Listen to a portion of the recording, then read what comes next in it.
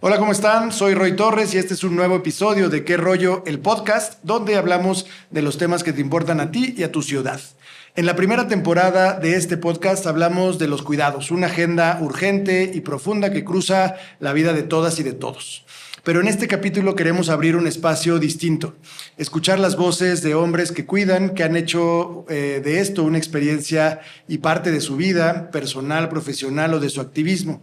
Y sí, es una mesa de vatos hablando de cuidados. Queremos entender cómo lo viven, qué aprendizajes han tenido y qué significa poner el cuidado en el centro desde las masculinidades. También quiero hacer una mención especial y un agradecimiento a Aide Zamorano, mamá Godín, porque ella fue la inspiración para que pudiéramos abrir esta modalidad de diálogo íntimo y en primera persona desde las propias masculinidades, desde los hombres. Y hoy me acompañan voces diversas y muy potentes que les agradezco mucho que hayan aceptado la invitación a participar en este episodio. Está Ernesto Gamboa, que es padre y juez federal. Bienvenido, Ernesto. Muchas gracias por la invitación, Roy. Tenemos a un invitado de lujo de Movimiento Ciudadano, al senador Luis Donaldo Colosio, que es impulsor de licencias de paternidad y del reglamento del sistema de cuidados cuando fue presidente municipal allá en Monterrey, desde donde se conecta el día de hoy, de allá de su tierra. Muchas gracias, senador. ¿Cómo están? Un gusto poder estar aquí con ustedes. Juan Martín Pérez, que es activista por los derechos de la infancia. Muchas gracias, Juan Martín. Gracias por la invitación. Mau Ariza, que es presidente del Consejo Consultivo Gendes. Muchas gracias, Mau. Y Augusto Celarayán, aprendí bien. Celarayán. Dije, me lo voy a aprender. Es padre y cuidador primario. Muchas gracias, Augusto. Muchas gracias. Ahora sí, pues muchas gracias de verdad por aceptar esta invitación y vámonos con cuidado en este primer episodio. Yo quisiera empezarles a platicar desde sus propias experiencias. Quisiera que me contaran, Ernesto, por ejemplo, con qué herramientas llegaste o te involucraste con estas labores de cuidados, si te considerabas listo, si ya sabías a lo que te ibas a enfrentar en términos de cuidados. Gracias, Roy. Pues no, en realidad... uno lo escucha mientras uno va creciendo, ¿no? Que en realidad no hay una escuela, no hay un manual de cómo ser padre. Yo fui padre joven, a los 20 y tantos años. Mi hija actualmente cuenta con 10 años y pues desde luego que no me sentía listo, como hasta la fecha. Creo que día a día uno se va enfrentando a cosas que dices, híjole, esto no sé cómo lo voy a resolver para poder beneficiarle, ¿no? Entonces, pues retomando la pregunta, difícilmente uno se siente listo. Yo no sé si realmente se le puede preguntar a alguien, se le puede plantear a alguien esa pregunta y que te diga sí estoy listo o si estuve listo en el momento en que se me presentó esa situación. Sí, totalmente. Siempre es un reto, ¿no? El asumir el papel de cuidador, ya sea de una infancia, de una persona con discapacidad, de tus padres, siempre es un contexto y es un reto muy, muy importante. Y justo quería preguntarte, senador, desde tu propio ejercicio como servidor público asumiste el tema de cuidados, pero también lo vives día a día. Tú compartes tus experiencias en tus redes y vemos pues que eres un padre presente y eso lo llevaste también al ejercicio público, ¿no? ¿Qué te dejó esto? ¿Qué te llevó a esta responsabilidad de asumir la bandera también de cuidados como presidente municipal? Bueno, a ver, yo creo que lo comentaban hace ratito, ¿no? O sea, lo primero que te hace la paternidad es que te obliga a ser menos egoísta de golpe y te obliga a tener una perspectiva muy diferente sobre la vida y lo que es necesario para que en la vida te vaya bien, ¿no? Entonces, lo primero que me pasó ya como servidor público fue el tener a mi cuidado estos dos pequeños seres humanos y buscas, ¿no? Bueno, ¿qué es lo mejor que necesitan entonces los niños y los niños para poder crecer, para poderse desarrollar? Y llegas a este concepto del desarrollo integral de la primera infancia. Y así empezamos en Monterrey, bueno, en Nuevo León, hace ya prácticamente como 7 años promoviendo la primera ley integral para el desarrollo de la primera infancia aquí en el estado de Nuevo León y los temas que ello conlleva. Impulsando estos temas, tuve la oportunidad de llegar a espacios y a conocer personas que cada vez me nutrían más de las necesidades para que estas cosas puedan salir bien. Y si hablamos de una inversión estratégica sana, y ya esto fue a lo que llegué ya a concluir en mi etapa como alcalde, la mejor inversión que puedes hacer en una región es en su gente, en su buen desarrollo, en su buena preparación, porque al final del día la gente se va a encargar de hacer el resto si les das esas primeras oportunidades iniciales. Nunca se me va a olvidar. Fue algo... Se me pone chilita la piel. En mi primer año de alcalde, nos hacen una invitación a un grupo de alcaldes de varias partes del mundo por parte de una asociación de urbanismo muy prestigiosa a nivel internacional. La sede fue en Bogotá, en Colombia, donde pues, nuestra anfitriona era la que era en su momento la alcaldesa mayor de Bogotá en ese entonces, Claudia López, una persona a la que yo respeto muchísimo. Y parte de su presentación, más allá de los temas estrictamente de urbanismo, nos presentó su sistema de cuidados. Y ahí me abrió los ojos de una forma espectacular, de cómo realmente esto lleva a otro nivel lo que hemos estado haciendo durante muchos años en México con los sistemas DIF, por ejemplo, y todos los sistemas de cuidados de primer nivel que pudiésemos tener. Es decir, proveer de servicios de cuidados a quienes requieren cuidados. Ahí es cuando yo me di cuenta que para que un Estado pueda realmente aprovechar la mayor cantidad de potencial de todos sus ciudadanos, los cuidados son necesarios para un sano desarrollo comunitario también, no nada más personal. ¿Por qué? Porque tenemos a tantas personas, principalmente mujeres en el modelo de cuidados latinoamericano, que ejercen estas labores, más del 70% de ellas, sin ninguna remuneración, sin ningún tipo de reconocimiento y con una profunda desconexión de los varones del ejercicio de estas funciones. Y eso nos hace sociedades pues, muy poco empáticas a la realidad que se vive en los distintos hogares de México, pero también muy miopes ante la necesidad de incorporar a todas estas personas al mercado laboral, al mundo académico, al mundo recreativo. Es decir, nos estamos perdiendo de todo el potencial de todas estas personas, digo, tantas mujeres principalmente que no están yendo a la escuela, o que no están ejerciendo su profesión, o que no están viviendo su vida. ¿Por qué? Porque están sacrificándola, cuidando a sus hijos, o cuidando a sus padres, o cuidando a sus nietos, o cuidando. Y eso no está siendo equilibrado en nuestro país, y pues por eso de eso se trata el impulso que le estamos dando. Pues le dimos desde el municipio y ahora queremos darle en todo el país a través del Senado. Excelente. Y justamente con este sentido, ¿no? de cómo los cuidados se interrelacionan con cada aspecto de la vida de las personas, Juan Martín, tú has dedicado pues ya prácticamente toda tu vida al activismo y hoy en particular a los derechos de las infancias, ¿no? Entonces, desde esa perspectiva, ¿cómo has enfrentado el tema de los cuidados y esta agenda o las necesidades? Porque además tú ves justamente los problemas que se generan por la falta de cuidados, ¿no? Sí. Pues bueno, yo creo que hay que recordar que la humanidad existe por los cuidados.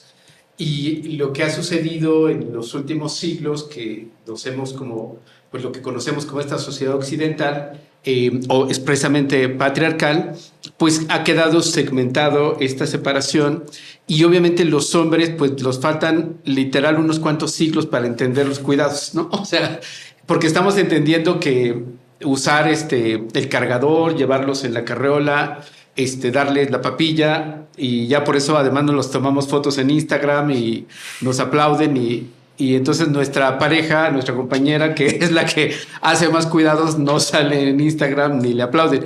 Entonces yo creo que ese es un primer tema. O sea, yo creo que sí tendríamos los hombres que problematizarnos nuestro machismo, nuestro patriarcado, como de entrada, reconocer que es un tema histórico y de humanidad, y obviamente en los últimos años es un asunto de derechos humanos.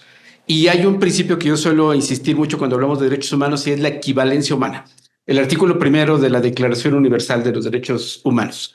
Todas las personas nacemos en condiciones de igualdad y dignidad, o sea, dignidad y derechos, y en consecuencia, niños y niñas, mujeres, hombres, cualquier empaque que tengamos, desde ahí tenemos que ubicarnos. Entonces, esto implica que cuido y me cuidan.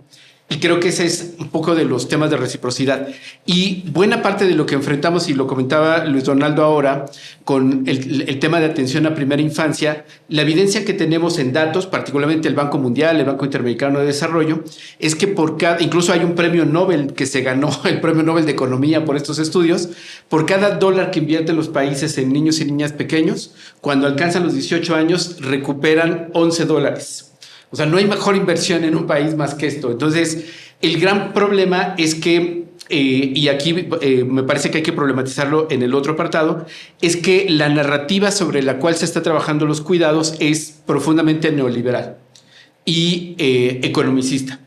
Y si bien es cierto, es una realidad y hay que calcularlo, de hecho, el INEGI tiene su propia calculadora de cuidados, creo que tendríamos que cuidar no atraparnos en ello y mucho menos legislar desde esta visión, porque estaríamos rompiendo lo que tiene que ver con una dinámica de espontaneidad, ¿no? Porque los cuidados históricamente y tendrían que mantener esta dinámica espontánea. Y voy entonces a los temas quizás más complejos. Si nosotros no reconocemos a los niños y niñas no solamente como objetos de protección y de cuidado, sino como también que nos cuidan, y estoy hablando de niños pequeños, niñas pequeñas, que nos cuidan y no les reconocemos ese cuidado y los tratamos solo como objetos de protección. Justo. A las mujeres en automático les asignamos el cuidado y cuando no son buenas cuidadoras son malas madres y todo lo que ya nos conocemos, ¿no? Y como nosotros ya lavamos trastes y además traemos al crío en brazos, somos muy buenos padres. Entonces creo que sí tenemos que empezar a problematizar todos esos temas para que cuando estemos cuestionando la dinámica de cuidados, lo primero que cuestionemos es nuestra cultura y las formas en las cuales estamos estableciendo nuestras relaciones entre personas. En el rol que tengamos, en las unidades familiares de cualquier tipo, la diversidad que tengamos, en esas unidades familiares hay personas y esas personas se cuidan y cuidan, sin importar la edad.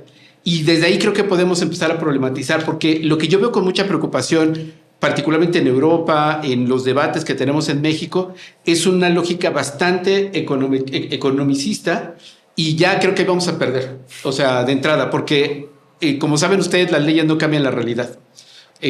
Quizás lo sepan ustedes y con esto termino el comentario. En 2005, desde 2005 hay una ley en la Ciudad de México contra la obesidad. Y tenemos al 80% de la población adulta con sobrepeso y obesidad. O sea, evidente la ley desde hace 20 años no funciona. Entonces podemos tener una nueva ley de cuidados, pero no va a cambiar si no modificamos la cultura patriarcal, si no cuestionamos el rol que tienen los niños como objeto de propiedad familiar y si no nos planteamos que el cuidado no es un tema, digamos, de buena onda, sino es sobrevivencia. Literal, sobrevivencia humana. Y justo de eso se trata esta mesa, pues de concientizar sobre estos grandes cambios que necesitamos de manera cultural. Aquí en la ciudad, ahorita que decías de los modelos de cuidados, que los encuadramos, ¿no? Encuadramos a las mujeres en un modelo de cuidados. Aquí en la ciudad tenemos un tipo penal que se llama omisión de cuidados. Uh-huh. Y el 90% de las carpetas de investigación que se abren por el delito de omisión de cuidados en la ciudad es contra las mujeres, uh-huh. ¿no? Contra ese estereotipo que se les asigna como rol de cuidados. Y me parece que es una discusión que tenemos que dar. No puede haber un tipo penal que perpetúe estos roles, ¿no? Entonces, Por eso me parece muy importante hablarlo también desde las perspectivas de las propias infancias, porque también hay muchas infancias que son cuidadoras, ¿no? Y eso es una realidad que, pues, estas leyes es lo que tenemos que visibilizar y tenemos que ir atemperando para que, pues, cada quien cumpla como el rol que le toca, y los niños tienen que ser niños, ¿no? Y Mau, ahora, aprovechando este segmento de la conversación, ¿cómo entran las nuevas masculinidades a los que tú te dedicas un poco dentro, ya ahora con esta perspectiva de cuidados? Creo que es una discusión que tenemos ahorita que tener con mucho mayor énfasis y volumen. Un poquito a raíz ahorita de estas contranarrativas que estamos viendo en diferentes espacios de los macho alfa, lo que acaba de suceder en el CCH y otros lugares que están nuevamente como intentando abonar a este hombre que realmente pues es tóxico y de alguna forma pues también nos lacera a nosotros mismos, este modelo que llamamos la masculinidad hegemónica tradicional. Y acá sí me gustaría hacer eco a lo que decías del cambio cultural. No va a ser algo que por la aprobación de una ley va a pasar.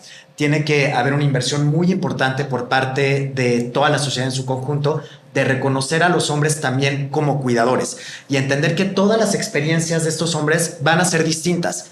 No solo van a ser papás solteros, y estos papás solteros no se les tiene que poner una superestrella de ahora tú eres el papá, el número 1, y de la mamá esperas que lo haga de default, ¿no? La ENADIS es muy clara en eso, que dice que el 18% de los hombres sigue creyendo que las mujeres deben de tener ese rol de cuidado primordial.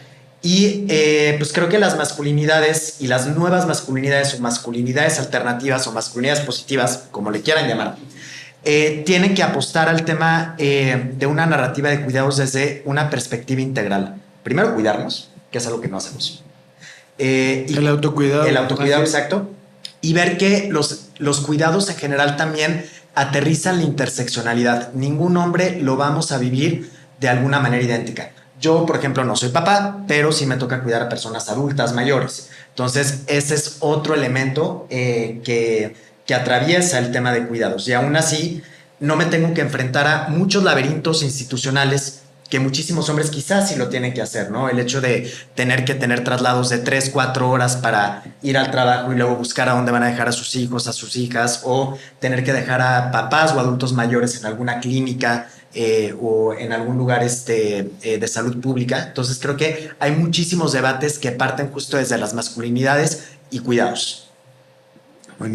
Buenísimo, sí, creo que hablar desde estas nuevas perspectivas y el cambio cultural es muy importante para integrarnos en esta discusión, y eso es lo que también intentamos, y por eso hoy somos hombres hablando de cuidados, porque necesitamos hablarlo desde las diferentes perspectivas. Ya no podemos dejar que sea una cosa que impulsen las mujeres para que haya un cambio, sino también nosotros tenemos que sumarnos a esta discusión. Y Augusto, pues tú eres un cuidador primario, entonces, ¿qué rol has tenido que emprender a partir de estas experiencias? Bueno, yo soy de Argentina, soy un migrante. Hace 9 años que vivimos en la Ciudad de México con mi esposa, pero tenemos una hija de 6. Ella nació acá en México. Entonces, cuando se presentó el nacimiento de Rosario, mi llegada a la paternidad, no contábamos con redes familiares en donde apoyarnos.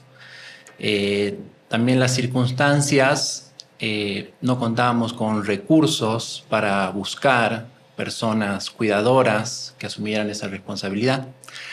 Y yo tenía un deseo de paternar con responsabilidad, cuidar a mi hija a tiempo completo, entrarle a los cuidados de mi hija. Entonces, mi esposa, que también en ese momento ingresaba al mercado laboral, eso me dio la oportunidad y la posibilidad de poder elegir, y elegí cuidar a mi hija a tiempo completo. Entonces, creo que nadie, o por lo menos yo, no estaba preparado. Nadie dice, de esto va la cosa, de esto se trata. Entonces es también un descubrir, es todo un mundo nuevo y diferente desde a lo que yo conocía desde mi experiencia. Y desde estas nuevas masculinidades de decir yo me quedo en casa a cuidar. Sí, en lo personal, yo he sido cuidado en mi linaje familiar por mujeres, por mi abuela, por mi mamá, por mi tía, hasta por mis hermanas. Pero no cargo con esos prejuicios en lo personal. Además, es muy significativo para mí estar cuidando a una mujer a tiempo completo. Excelente, excelente. Muchas gracias por compartirlo. Quisiera abrir otra ronda de reflexión. Ahora empezando con nuestro senador. En este papel que jugamos también como empleadores, tenemos a cargo a personas, y en este caso, por ejemplo, desde la responsabilidad del municipio, y también, pues, también asumimos este papel de cuidadores. ¿Cuál ha sido esa experiencia? Porque también tiene que haber un cambio en la forma en la que nos relacionamos con con nuestros colaboradores, con nuestro entorno, y lo combinamos, y además combinamos este espacio de trabajo con nuestra familia. Entonces, ¿cómo ha sido esta etapa, Luis, desde tu aspecto como alcalde, hoy como senador, con tu propio equipo, y cómo es la relación que tienes entre tu trabajo y el papel que ejerces como padre? Claro. Fíjate que ahora sí que la primera noción de eso nuevamente me llegó cuando me convertí en papá. Y me di cuenta de la disparidad que tenemos los padres cuando nacen nuestros hijos al momento de, oye, llega mi hijo a mi casa, quiero dedicarme a atender a mi hijo, a atender a mi hija, recién nacidos, a atender a mi pareja que acaba de tener al bebé, que todo esté en orden. Y la ley no me lo permite, la ley solamente me da 5 días, a diferencia de 90 días que se le da a la mujer, aún en casos de adopción. Entonces ya no es nada más meramente un tema médico, aún en casos de adopción. Entonces esto quiere decir que estamos diferenciando los derechos de la paternidad por los de la maternidad, ¿acaso? No estamos respetando el derecho de las infancias a la familia cuando recién ingresan a ella. Entonces son esas disparidades que nos hemos dado a la tarea de empezar a corregir en la ley, porque todavía tenemos, sí, lo comentaban ustedes hace un momento, muy enraizadas dentro de nuestras costumbres sociales estas asignaciones de estereotipos de género, pero muchas de estas asignaciones están reconocidas incluso implícitamente o incluso a veces hasta explícitamente desde la propia ley. Entonces ahí es donde te das cuenta que si yo quiero que cada vez más padres se hagan corresponsables en el hogar, en la familia, de la misma forma que queremos que las mujeres puedan tener libertad e independencia laboral y económica, bueno, pues entonces tenemos que jugar con el espacio jurídico para lograr esos equilibrios. Como alcalde yo tuve la oportunidad de llevar eso ya a la práctica, es decir, reformar los reglamentos municipales y los convenios laborales para hacer que los trabajadores varones pudiesen entonces tomarse más días, o sea, les dimos hasta 8 semanas, cuando llegue un bebé a su familia. De la misma forma que las mujeres trabajadoras también tienen ese apoyo, los hombres también tienen que contar con ese apoyo para que entonces podamos tener cada vez más familias corresponsables, en donde podamos tener también cada vez más a hombres en ese ejercicio del rol de cuidados, de cuidadores que necesitamos ver. Porque si realmente queremos igualdad, nosotros como hombres tenemos que entender que la igualdad no solamente se va a alcanzar cuando la mujer alcance a conquistar los espacios laborales y de liderazgos sociales que está trabajando el día de hoy, sino cuando nosotros también nos aboquemos a trabajar al interior del hogar, al interior de la familia, donde nosotros también tenemos muchísimo que aprender y muchísimo que aportar. Muchísimas gracias. Efectivamente, hay que abonar en eso. Y Ernesto, tú cuando nos conocimos, justamente en un foro hablando de estos temas, tú nos contabas de esa experiencia que tuviste que empezar cuando te volviste papá, pues de cambiar incluso tus horarios y de modificarlos, que tenías la oportunidad. Entonces, quiero que nos cuentes ahora en este episodio cómo fue eso y además cómo lo ejerces también como parte de la cabeza de tu juzgado, ¿no? Sí, bueno, efectivamente, hasta no hace mucho tiempo el mérito era el principal criterio para designar a nuestros juezas y jueces. Entonces, uno sabía que tenía que pasar por un proceso muy largo para poder llegar a ese punto. Entonces, este proceso lo iniciamos precisamente casi a la par de que me convertí en papá. Entonces mi hija pues me conoció entre trabajando y estudiando, pues así ella, toda su etapa de crecimiento hasta la fecha ha sido viéndome estudiar o trabajar, ¿no? Pero, lógicamente, pues partiendo de esa base de que yo también me he cuestionado todos estos temas que nos hemos planteado en este momento,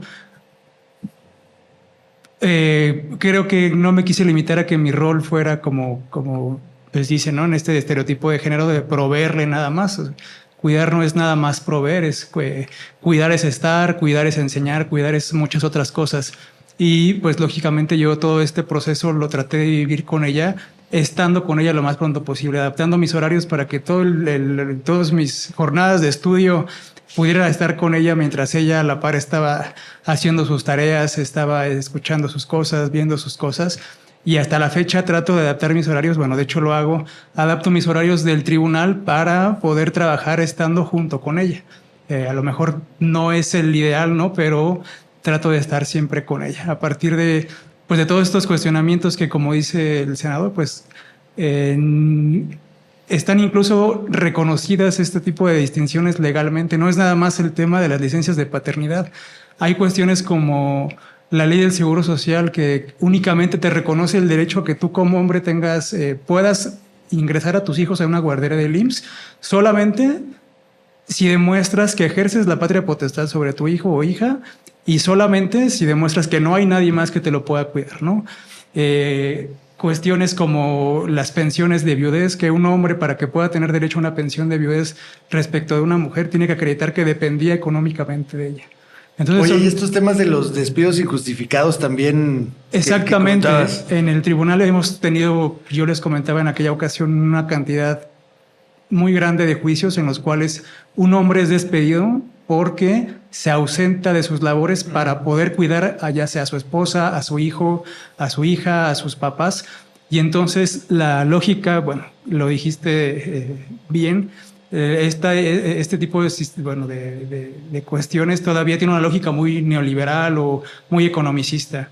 Y entonces la lógica del patrón es pensar, ¿y tú por qué tienes que cuidarlo, no? Si tú, pues tiene que haber alguien más que te lo cuide, ¿yo por qué tengo que cargar con esa ausencia tuya porque no hay nadie más que te lo pueda cuidar?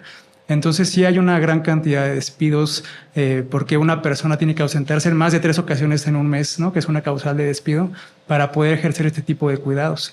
Y pues lógicamente parte desde esa perspectiva que todavía tenemos.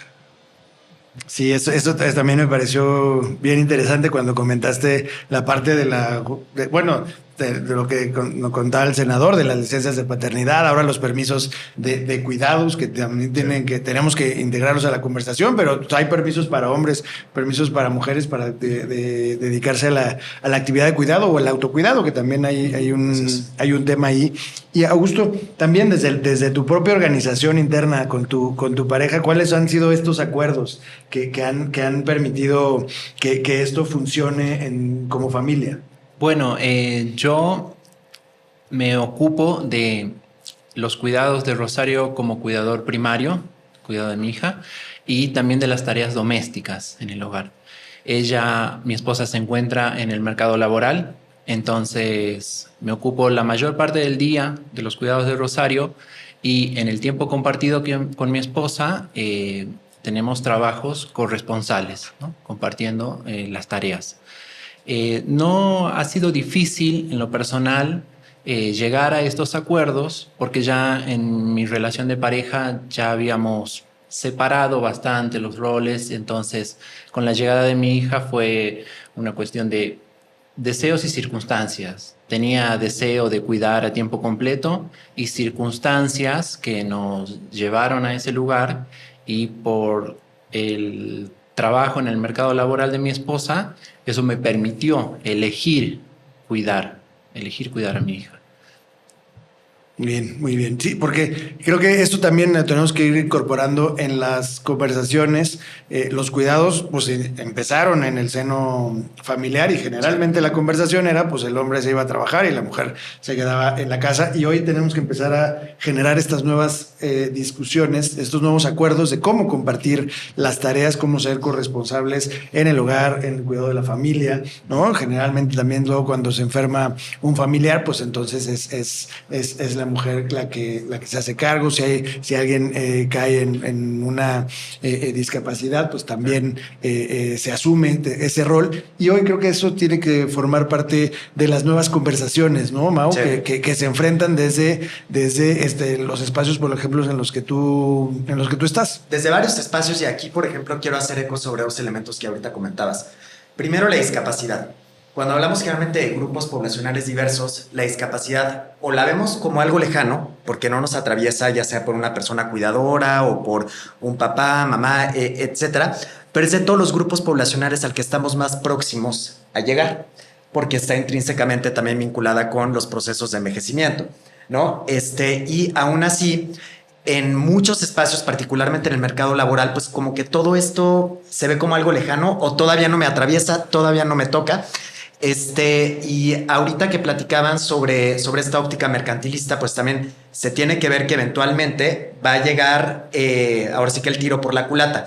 Hace poco estaba viendo un reportaje que muchas mujeres que ingresaron al mercado laboral jóvenes en pandemia, pues lo hicieron porque tenían estos esquemas de flexibilidad de poder ejercer la maternidad y también papás, y ejercer la paternidad, siempre y cuando pues estuvieran trabajando desde casa. Pero ahorita que está habiendo este viraje de vamos de nuevas cuentas a la oficina, muchas mujeres están renunciando y están renunciando en números muy grandes. Entonces por eso digo, va a regresar el tiro por la culata, porque lo que va a suceder es que vas a tener pérdidas de talento importante. Entonces no solo es una conversación como un estadio utópico a lo que queremos llegar, es algo que eventualmente está teniendo repercusiones en diferentes frentes.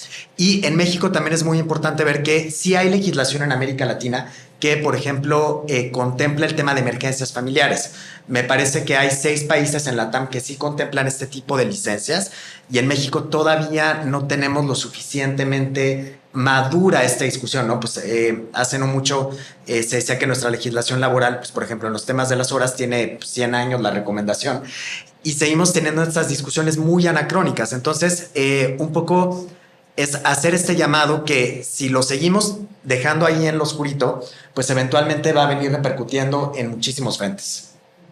Sí, pues, justo creo que tenemos que avanzar desde lo cultural, pero también en la legislación, también desde la parte de la administración pública, desde el sector privado, ¿no? De las políticas de corresponsabilidad. Nosotros desde nuestros espacios, desde Movimiento Ciudadano, siempre hemos impulsado este tipo de políticas, y además decimos que si lo queremos hacer hacia afuera, pues lo tenemos que asumir desde los propios espacios. Hoy estamos hablando de las 40 horas, por ejemplo, que también tiene que ver con un tema de cómo liberas estos espacios, esta carga laboral, pues justamente para que lo puedas dedicar a las actividades de cuidados, de autocuidado, las particulares. Y Juan Martín, en temas de infancia, ¿cómo repercute justamente esta falta de cuidados, esta falta de acuerdos que se generen, estas políticas que necesitamos en términos de redistribuir, pero también de generar mayor responsabilidad hacia los menores para que no sean cuidadores? Supongo que has enfrentado diferentes circunstancias que van creciendo, diferente a un niño cuidado a un niño que tiene que cuidar, ¿no? Claro. Sí, yo creo que, obviamente estamos atrapados en como temas de carácter histórico, y diría nuevamente en el tema de esta representación de los niños y niñas como objetos de propiedad familiar. que tiene muchísimas expresiones. Entonces, entre ellas, por ejemplo, que tendríamos que cuestionar qué estamos hablando de cuidado del niño, qué le cuidamos, ¿no? Al niño, a la niña. Y ya eso nos va a dar un montón de temas de lo que estamos hablando de estas representaciones, estos roles y demás. Pero quisiera retomar esto que decía Augusto, también vinculado también con la propia dinámica de los derechos de niños y niñas, y es que siempre tenemos elección. Y eso tendríamos que hacerlo muy visible, porque los cuidados parten de un acto de voluntad. Porque yo puedo, en mi egoísmo, en mi prioridad, de priorizar mi carrera, mi trabajo, bajo el argumento de que si no traigo dinero a la casa como proveedor, entonces no les puedo dar el nivel de vida. Todas estas narrativas que tenemos bastante ya interiorizadas, pero como Augusto nos comparte su experiencia, hay una elección. Quienes también como Ernesto o algunos de nosotros tenemos la posibilidad de que trabajemos en casa y podamos tener y compartir espacios, hay una parte de elección. Entonces, yo creo que como tema complejo no hay una solución única. Las leyes nos van a ayudar a generar un marco para la política pública, para hacer estos cambios culturales, pero sí tenemos que llamar a la responsabilidad personal de los hombres y el valor que tiene esta mesa. Los hombres tenemos responsabilidad y tenemos que literalmente asumirla. Invitar a otros hombres también a que la puedan entrar. Pero creo que esto va a cruzar también por discutir el ejercicio del poder en las unidades familiares. Si no le entramos a discutir el poder, el cuidado nos va a generar mucha complicación, porque el cuidado implica también ternura, el cuidado implica como hacerte y sentirte vulnerable. El cuidado implica también renunciar a la hiperproductividad de que estoy perdiendo el tiempo y puedo estar haciendo dinero o puedo estar... Entonces, todo esto a los hombres nos va a problematizar, y si bien es un tema de orden cultural que tenemos que trabajar, tenemos también que tomar decisiones. Y cierro con otro tema vinculado con lo que decía también Luis Donaldo, el derecho a vivir en familia. O sea, para poder vivir en familia es necesario el cuidado. No podemos imaginar el derecho a vivir en familia sin el cuidado. Cuando se vulnera el derecho a vivir en familia, lo primero que se trastoca, que lo mencionaban ahorita con el dato de las mujeres señaladas o acusadas por abandono o negligencia, es porque se está cuestionando el cuidado, los roles y demás. Entonces, animaría un poco a mirar en esta integralidad el tema del cuidado con la disputa del poder en las dinámicas tradicionales, en nuestras decisiones como hombres, en qué elegimos, ¿no? Y obviamente en cómo reconocemos que los niños y niñas, ojalá no por obligación, porque también se dan estas dinámicas de cuidado, y que podríamos cambiar muchísimo en nuestra sociedad. Los estudios nos dan cuenta que los hombres que cuidamos tenemos menos probabilidad de ser violentos. No es mágico, no es directo, pero reduce los niveles de violencia. Lo comentaba hace un ratito Mauricio respecto al cuidado. Cuando nosotros cuidamos, automáticamente descubrimos que también nos estamos descuidando. Y por eso es tan importante involucrar a los hombres, y ahí viene la política pública, desde campañas, estímulos fiscales, posibilidades de descanso y demás, y mirar otros países. España avanzó bastante con el tema, pero también hay trampitas que se están haciendo con los temas de licencias de paternidad y todo. Entonces hay que mirar las experiencias en otros países para que en la medida de lo posible no lo repitamos. Sí, ya también hay muchos avances. Ya nos contaba Luis Donaldo de las experiencias de las que aprendió, y hay muchos ejercicios que creo que están saliendo muy bien, y en nuestro país seguimos rezagados en la conversación de cómo vamos a resolver el sistema de cuidados, y cuesta un chorro, ¿no?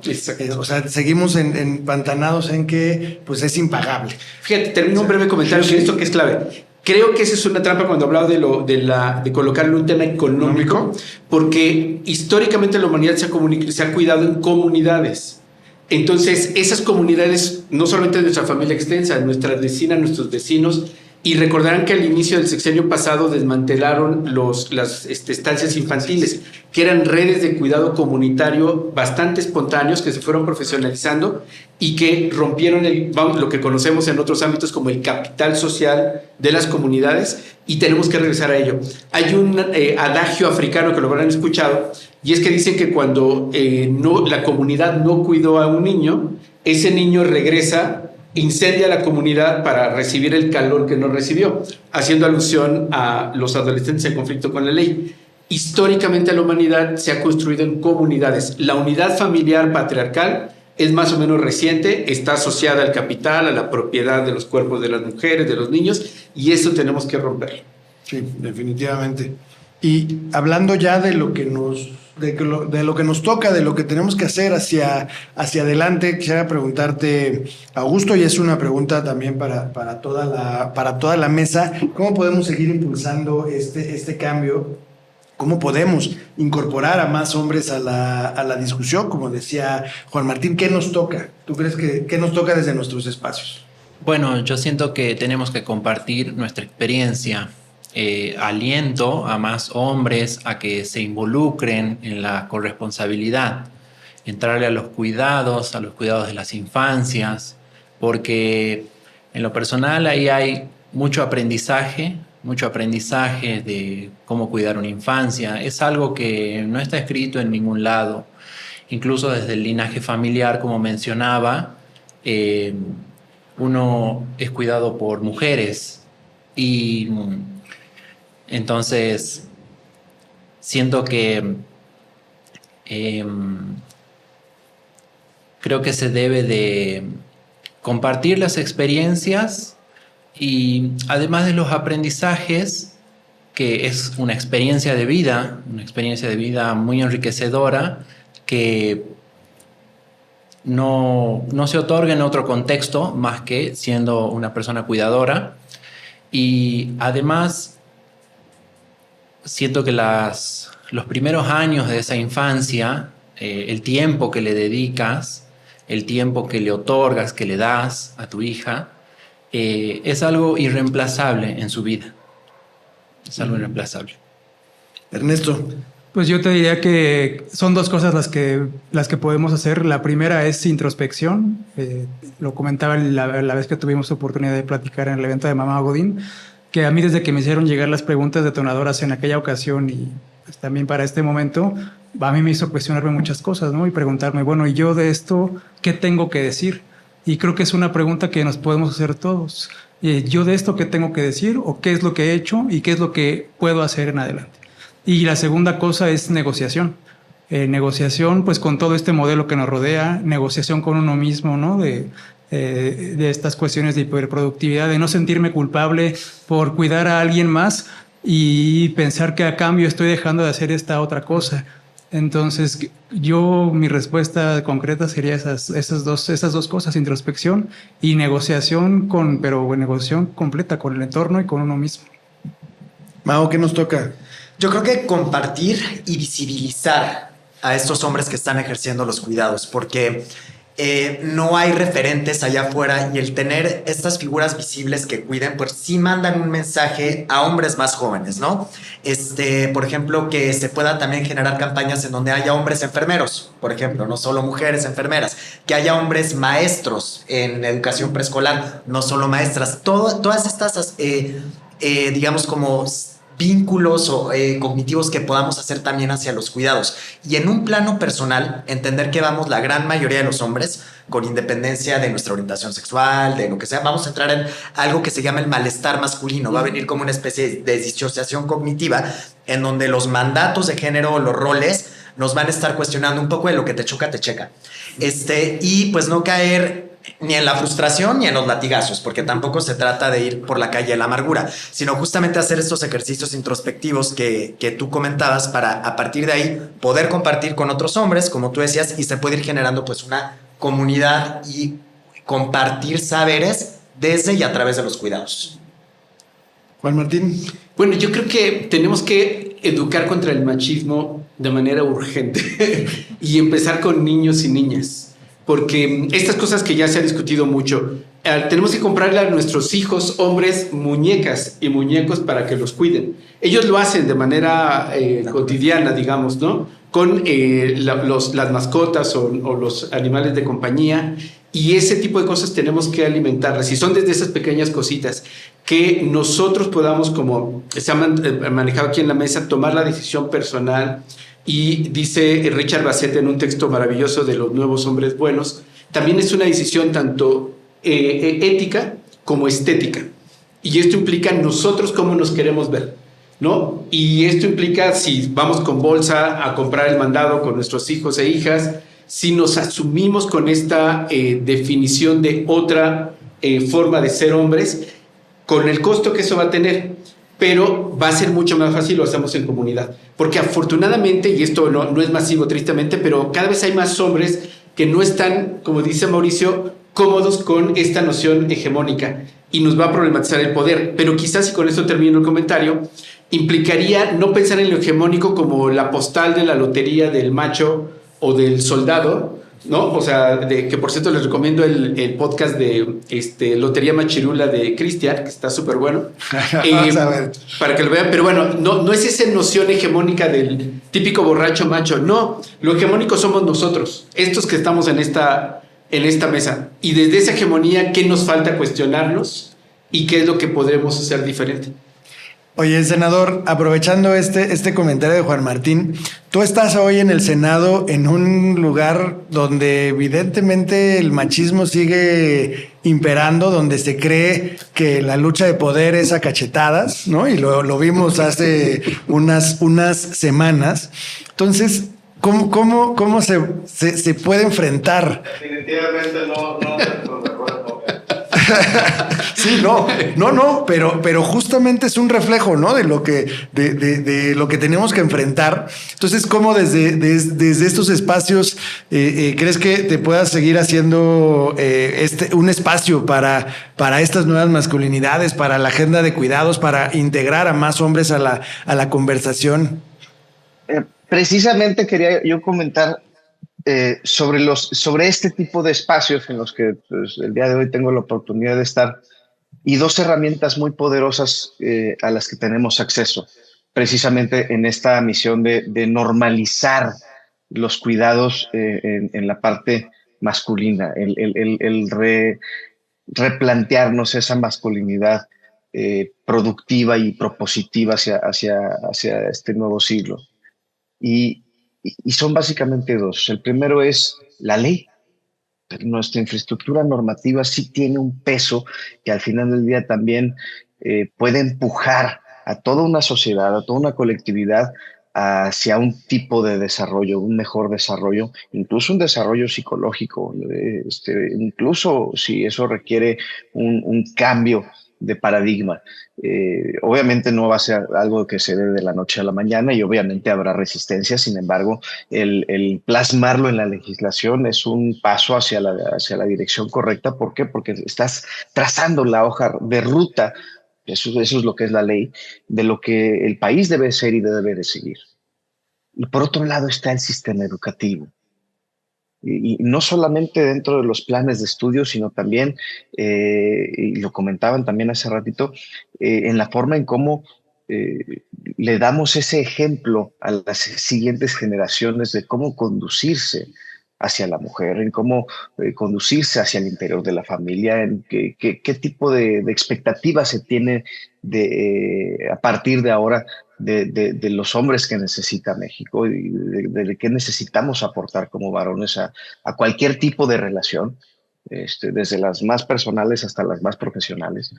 Y eso creo que no se va a dar por generación espontánea y sí, obviamente tenemos todos nosotros el rol o la obligación de comunicar, informar a la mayor cantidad de gente posible para tratar de cambiar mentes y puntos de vista, pero también sabemos que eso es complicado y que el impacto más duradero es el que se da cuando se logra un cambio generacional. Y eso solamente se da cuando lo atacamos desde la raíz, que es la génesis de nuestro sistema educativo. Sí, definitivamente invertir en educación, ya nos lo decía Juan Martín, lo que nos reporta, ¿no? Con lo que nos regresa, por eso es una inversión importante. Además, nosotros lo decimos, Luis Donaldo, que por el bien de todos, primero las niñas y los niños, ¿no? También ha sido uno de nuestros lemas de Movimiento Ciudadano. Creo que sí, el cambio viene a partir de la educación, viene a partir de cómo se integran las nuevas familias, estos nuevos roles, cómo vamos integrando esta nueva organización.